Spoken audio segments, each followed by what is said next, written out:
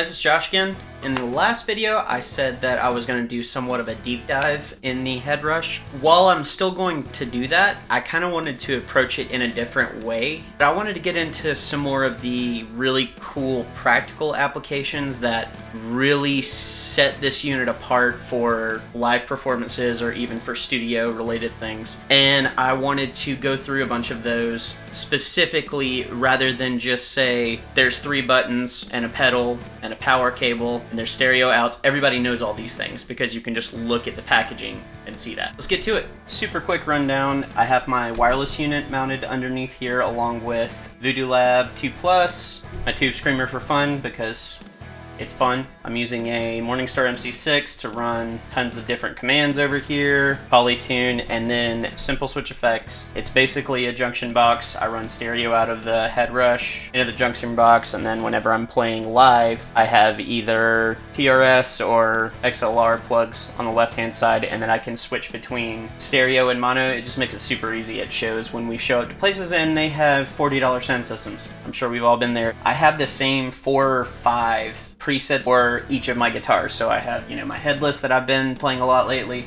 my Schecter, I have a Red Strat, I have a Dean. When I was using the gig board, I had 4 switches. If I need anything, I want to be able to hit one switch and it swap over pretty easily, which it does fantastically for a multitude of reasons. My favorite, I think, actually is this. So with the most recent updates, if you go to hardware assign, there's now a 2 right underneath the 1 for these buttons. What this is it's a second switch state per preset, making this unit be able to have 6 scenes. That's insane for this size unit. Insane. Very cool. So basically what I set it up to do, this is my main, this is what I go to every single time. So with this, I can have an entire different switch state. So right here I have the main compressor on, the deal, blah, drives, verb and delay. And what I do, when we play Attention by Charlie Puth, I need my delay to disappear. So for that song, I popped to this preset, run here, and now I have the smallest amount of verb on there just for some space, and then my delay is off. That's a seamless switch. So if there's a part in a song where you don't want to wash your guitar out completely and it's just like an intro or anything along those lines, I can run here, click this down, and now most of the mess of my time-based effects disappears and then pops right back in when I hit this. That is super cool. Super cool. That's probably my favorite addition to this most recent update that they put. My favorite's still the 11 verb because it's so long. We've had that talk. I'm a worship guy, so I have to have a lot of verb in there. But I use the 2 different blocks of the same kind. And what they do really well is, so like lead, this is where it kicks up a little bit. That's the lead verb. Back here is like the normal one that I usually use. So when I go to the big one, this is like the huge, nice and washy, gorgeous, probably 8 to 10 seconds, maybe a little less than that. This is also cool. When I hit this again, it kills this one and switches this one on. Now, why that's important is because when you change something in a block and then switch it over, what you end up getting is, it sounds like somebody reached down and turned your mix down. So what that does is your trails almost immediately kick off. At least if they're, this reverb's obnoxious. I have the decay at 100% and 50. This is almost just for like big shrill picking or swells, and that's about all it's good for the most part. But what this does is no matter where I go from here, this just switches off. This switches on, and these trails keep running for the entirety of their course from when they were picked up from the algorithm. So that means no matter where I go from here, those verb trails are not gonna cut drastically and sound dumb and make everybody look at me. That's a huge plus for me. So you have 11 blocks altogether per preset that you can use. Now they've obviously done a lot more with the scenes and making things make sense. I'm running 2 amps. My favorite one is like a AC30, but doesn't sound like a trebly mess. And then this is a Soldano 100 that's on the clean channel, pretty low gain, and those split left and right. You can actually run dual IRs, which is really cool. I only use one. I haven't actually needed that application playing live yet. I'm sure there's room for it. somewhere, but yeah, that's where it is right now, and I actually really like this one. This is like a SD1 overdrive. Green OD is, I bet you can't tell that I like tube screamers.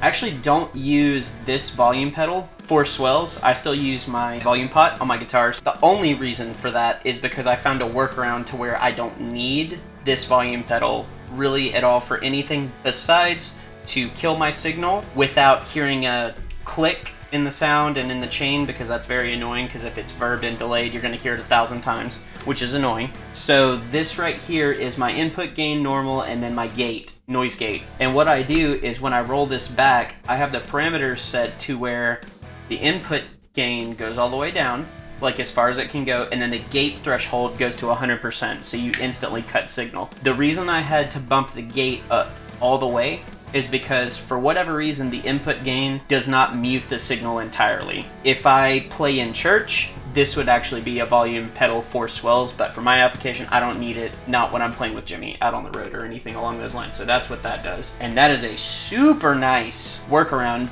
I run an always on compressor and it's awesome. The dynamic delay is great. All this stuff, you know, this is just normal things. One thing, and it's only in this unit that I've been able to pull this off, is I actually have tremolo on all of my presets. I actually use it a lot more than I thought I would. It's just a fun thing. It's not necessary. Same thing with Screamer over here. Exact same thing. It's just for fun. Pretty much all of the sound bites that I've given you guys with these videos, it's from this preset. This is my favorite. This is where I usually go, and I love that. I know everybody knows about the EQ section in the global blogs. What I didn't realize was how amazing, easy, and how this just levels up your playing so much, to where whenever I plug a new guitar in, especially, I turn it off. If there's something missing, I have all these parameters set somewhere in the perfect vibe of when I kick this on, all of a sudden everything comes to life. That's super cool and super easy to use.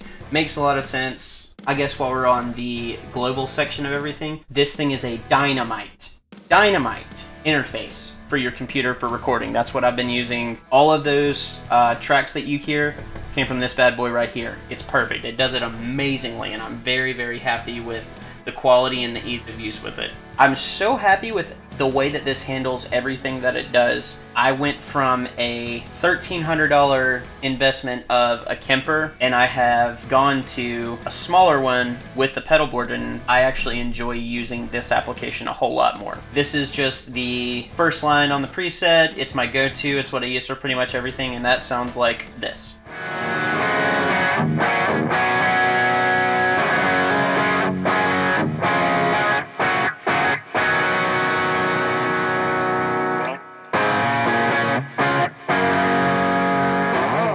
This is basically a boost. It's just for whenever I need to poke through the mix a little bit. It kicks up my overdrive gain and volume a little bit. I add some more verb and delay in there to make it, you know, nice and pretty and washy for a solo if I'm going there, and that sounds like this.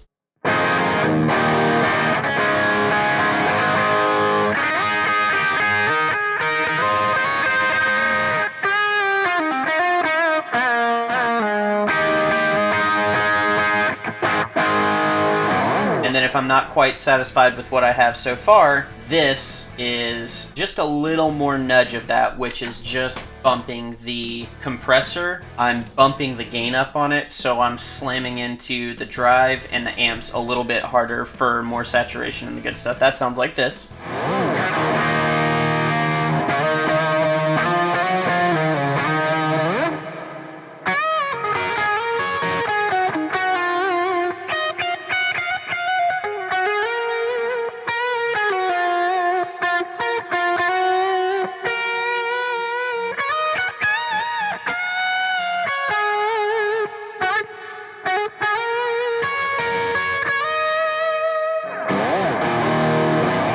This one right here is the solo. Basically my biggest amount of gain, my highest amount of effects that I would want to use. So whenever I go to actually kick on a solo and rip a little bit, this would be the one that I would use, and that sounds like this.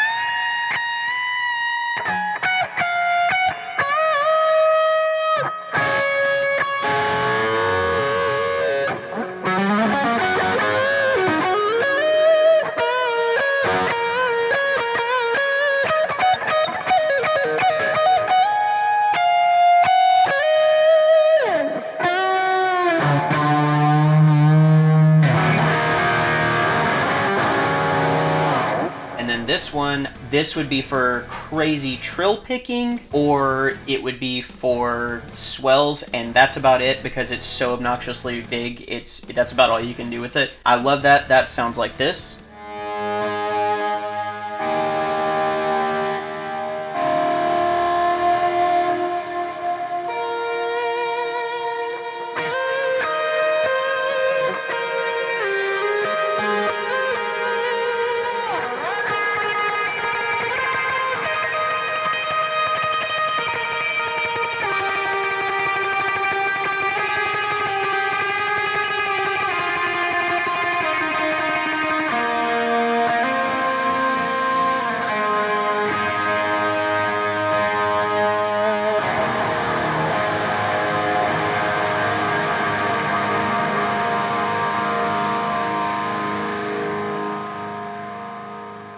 So real airy, real verby. Now here's something really, really cool that the MX5 does remarkably well, and that is polyphonic shifting. So we all play in E-flat tuning for vocal rest, like, you know, a lot of people out there do. But the issue with Youngblood is there's a lot of important parts that I have to play, but I cannot play them in the tuning that we're in. So right here, this is octaves. So this is like a pog. So what I did was I switched from the octaves to the drop tune, and what the drop tune does is it actually drops my guitar a whole step down, and it still sounds pretty dang close. Maybe not dead on. I actually have a specific amp for these two, which basically I goose a little bit of the gain and I pump some of the high end on both of these to make it, you know, just a little more coherent, because it's kind of quiet whenever you start making things darker.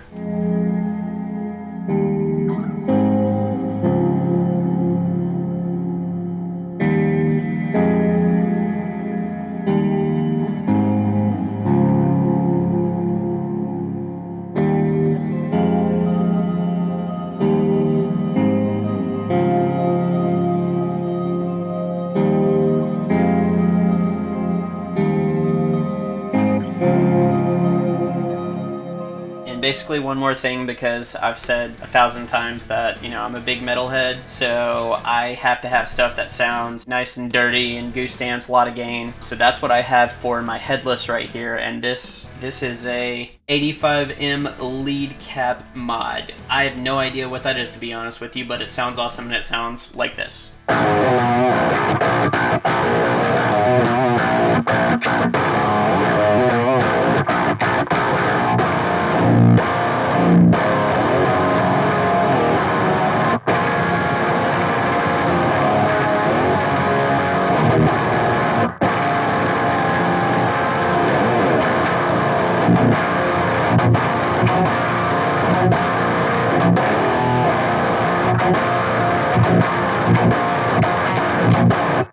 And then this is a good bit of gain, some lead stuff, sounds like this.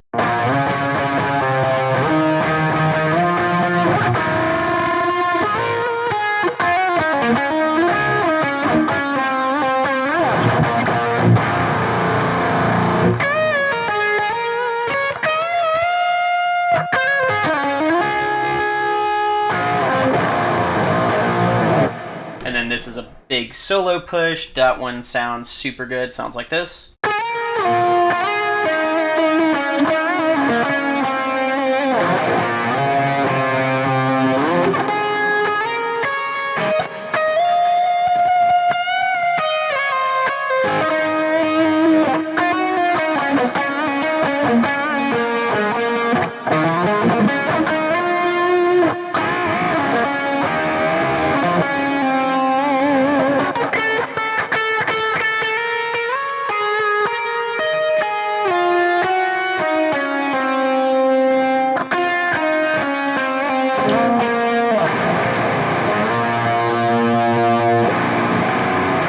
So all in all, I absolutely have a blast with this unit. Every time I turn it on, it's super fun to use, and it's super easy to use as well. There's a very, very small learning curve with it, and that was one of the reasons that I enjoyed using it, especially for out-of-town things. I appreciate you guys sticking it out through this somewhat longer video. If you guys could leave a like, comment, and subscribe, it helps me out a ton. I'm just kind of getting my start on here, so all the support that I could possibly muster would be awesome. Thank you to everybody that's already shown phone support. You guys let me know if you want more in-depth dives of the Headrush specifically. This was more of a practical applications review. If you guys want me to do more like a tutorial or specifically going in and showing you how to do everything, I'd love to do that. Thank you to everybody. Go check out some of my other videos, and I will catch you in the next one.